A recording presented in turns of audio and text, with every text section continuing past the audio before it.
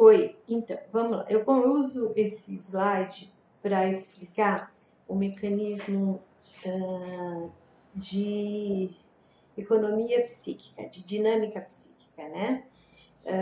Então, eu começo dizendo o seguinte: vamos pensar que esse quadrado aqui onde é o slide é uma caixa e que contém e que é o nosso aparelho psíquico. O que contém nessa caixa que já é definitivo? Esta primeira aqui, linha pontilhada, né? E uma outra segunda linha pontilhada, tá? Vamos notar aqui, as linhas pontilhadas, elas estão em espaço diferente, né? Então, essa primeira linha pontilhada, eu vou chamar de primeira censura, que é uma censura mais leve, uma censura mais branda, comparada a uma peneira de areia, uma peneira mais grossa. E esta segunda linha aqui é a segunda censura, tá?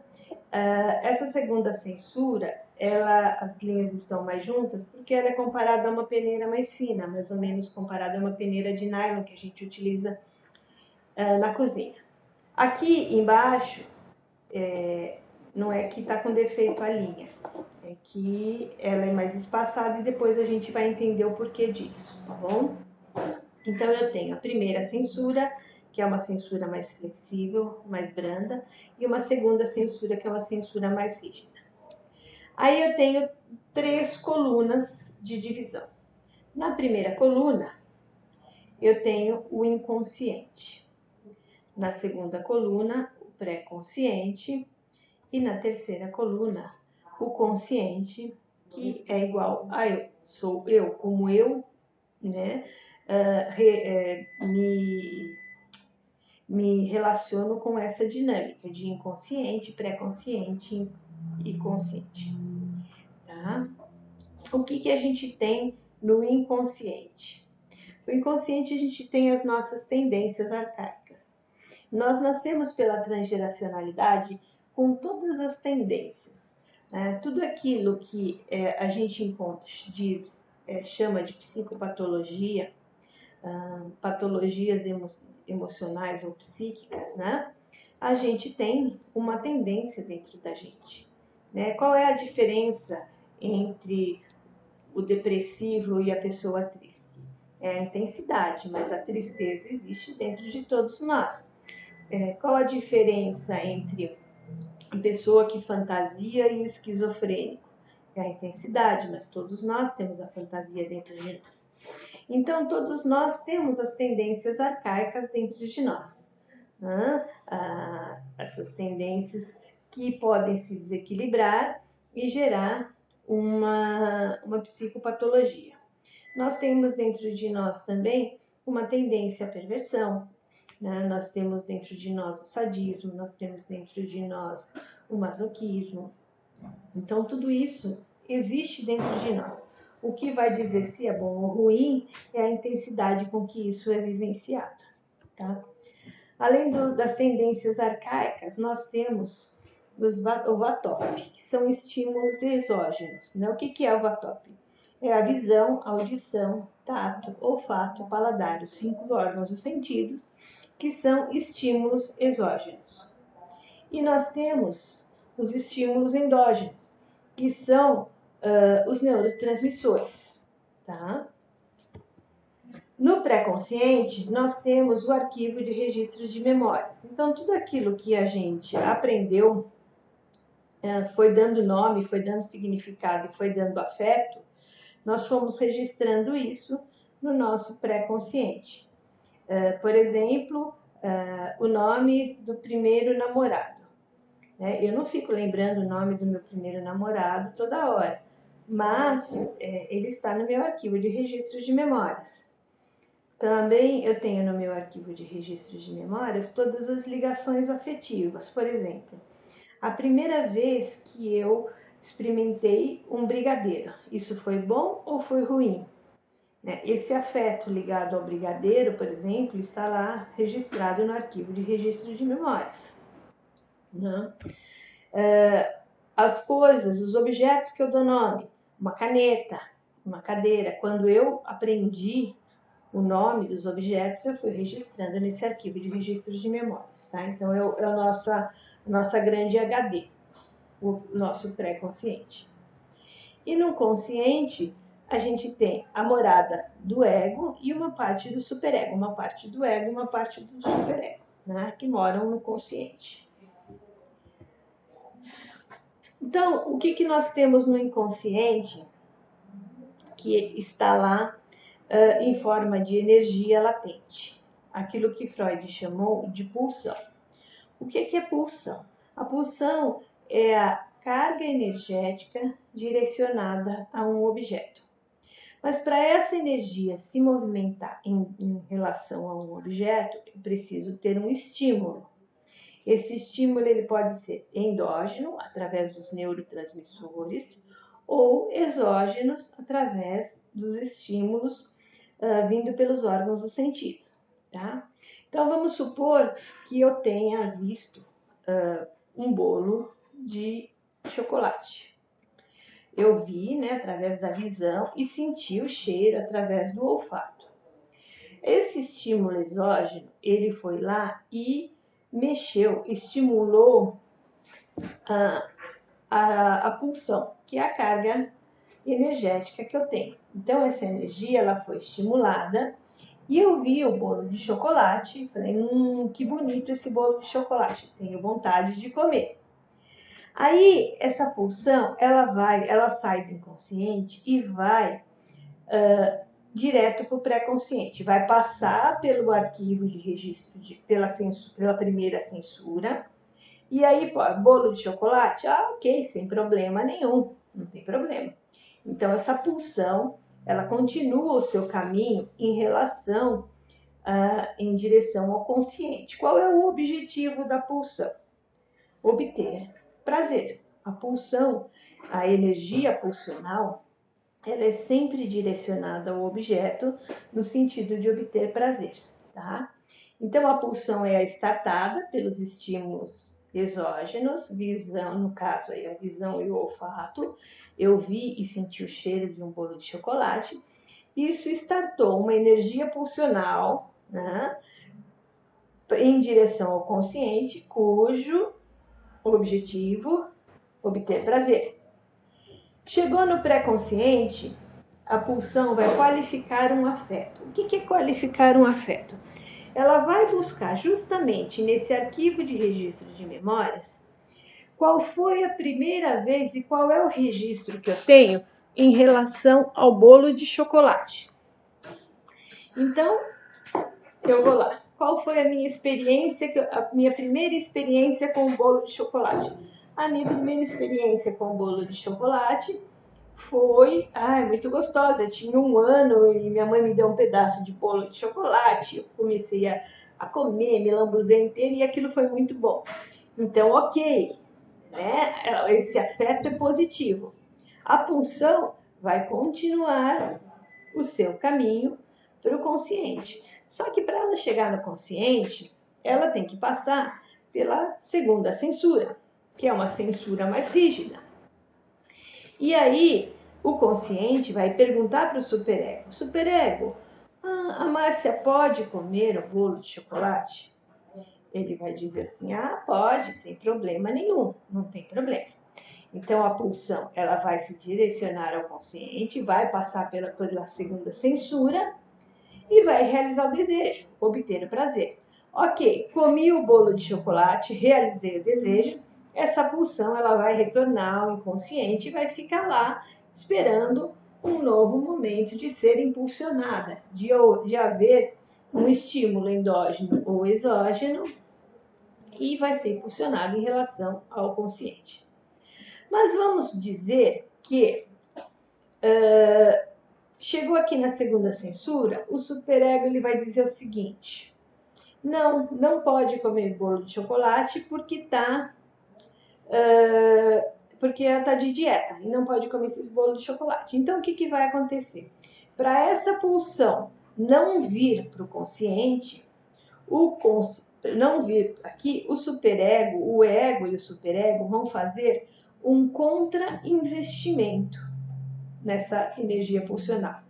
A gente não está falando de energia, né?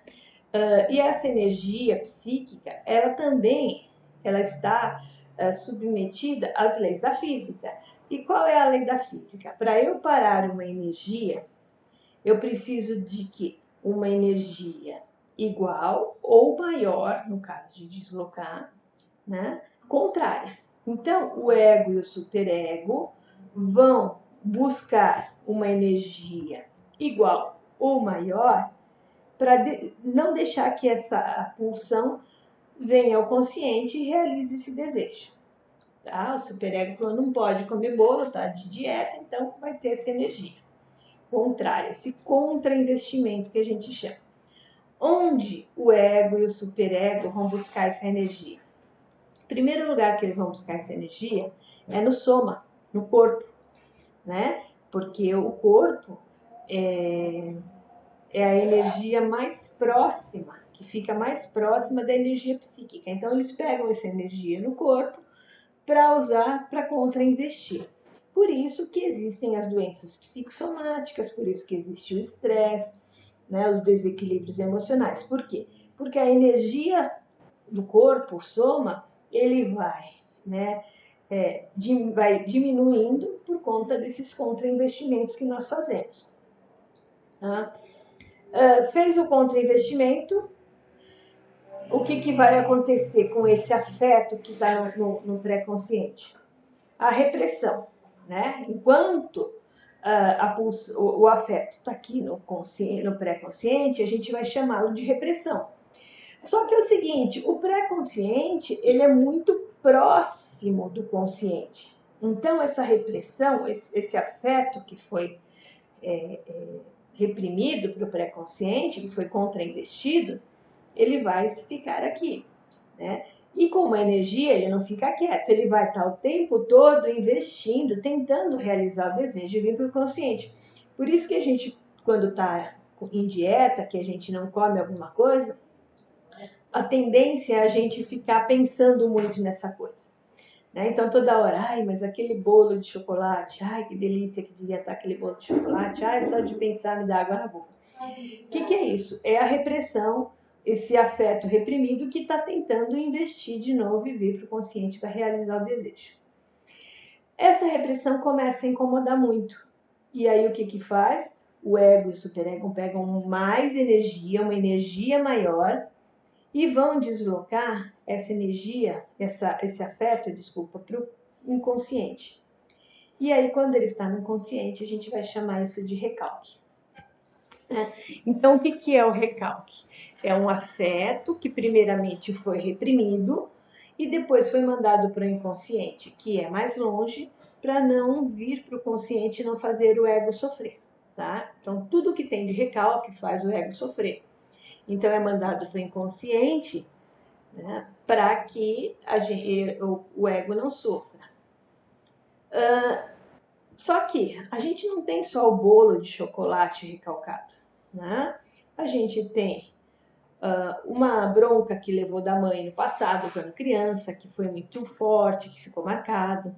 Um trauma, um ex-namorado que rejeitou. Uma relação sexual que não foi satisfatória.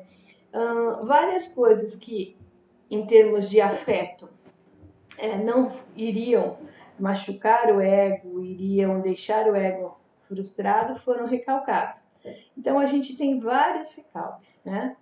Quando a gente soma todos esses recalques e junta, a gente vai dizer que a gente tem aí um quantum de afeto. O que é esse quantum de afeto?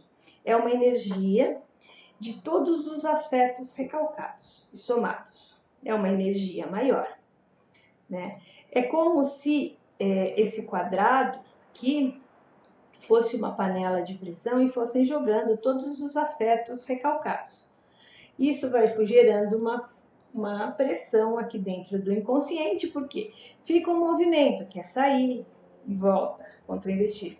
Investe, contra-investe. Esse quantum de afeto está aí. Um bolo não digerido. Né? O que acontece então?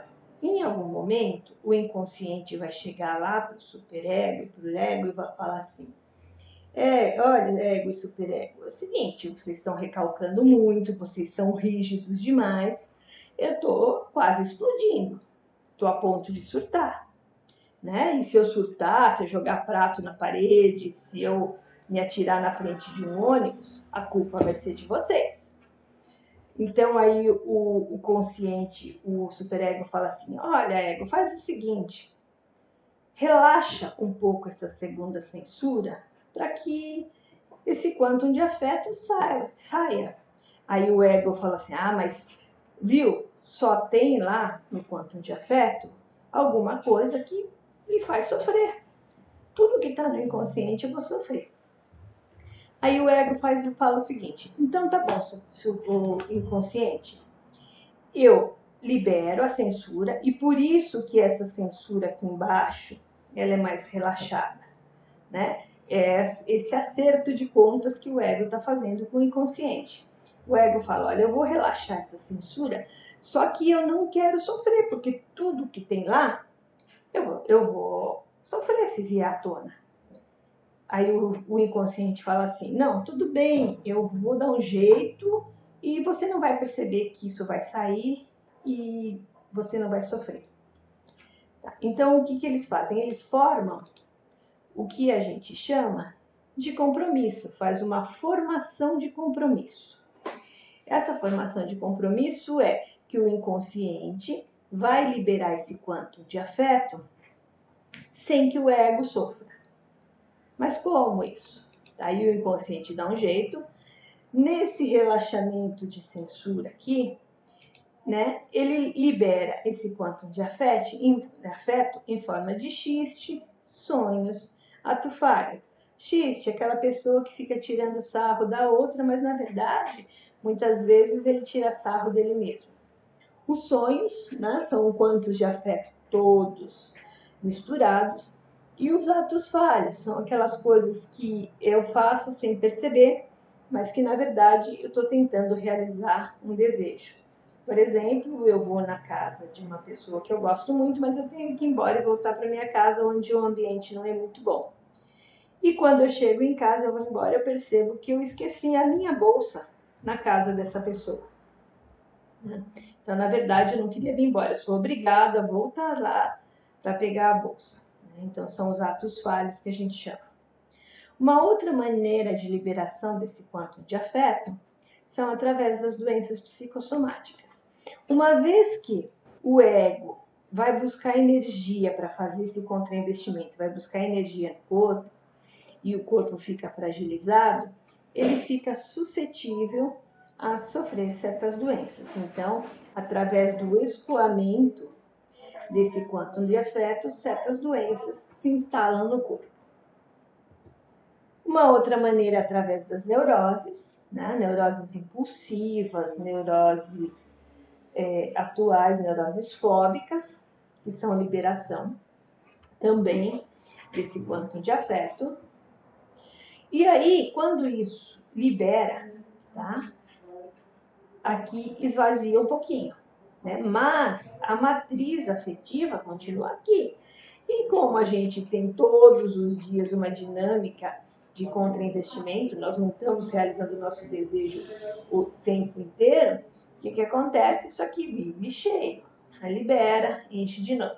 Mas quando isso libera, quando essa aqui esvazia um pouco, o que acontece? E o paciente está no consultório, ele tem uma catarse, que é uma liberação energética de emoção. Então, toda essa emoção que ficou aqui, que não foi liberada, no consultório, ele vai liberar através da catarse. Uma crise de choro, uma crise de raiva, né? Uma crise de riso, tudo isso pode ser uma catarse, que é também uma liberação de quantum de afeto. Quando o paciente tem a catarse, ele faz a análise e tem a catarse, ele se sente bem, ele vai se sentir aliviado. E daí está a dinâmica da psicanálise. Então, o que a gente diz, né?